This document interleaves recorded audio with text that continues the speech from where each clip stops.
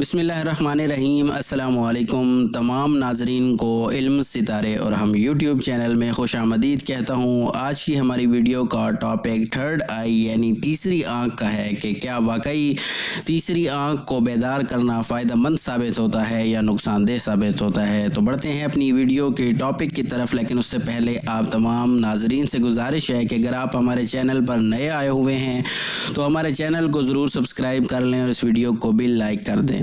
تو بات کرتے ہیں تیسری آنکھ کی۔ کچھ کے نزدیک اگر کوئی انسان روحانی طور پر مضبوط نہیں ہے تو پھر تیسری آنکھ کو بیدار کرنا اس کے لیے نقصان دہ ثابت ہو سکتا ہے۔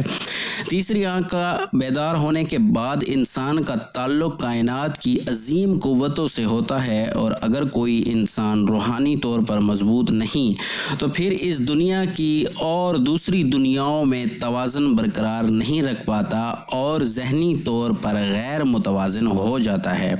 جو لوگ روحانی طور پر بیدار نہیں ہوتے، اگر وہ اپنی تیسری آنکھ کو بیدار کر لیں تو پھر اکثر ان کو بہت ڈرا دینے والے خوابوں کا سامنا کرنا پڑتا ہے۔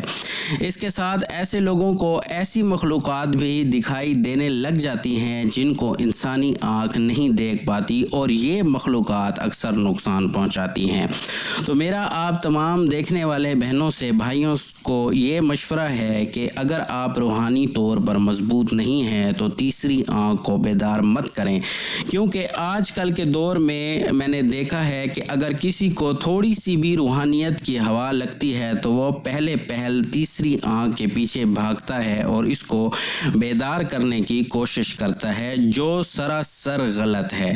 اگر آپ روحانی طور پر مضبوط ہیں تب جا کے آپ تیسری آنکھ کو بیدار کریں، آپ کو فائدہ حاصل ہوگا۔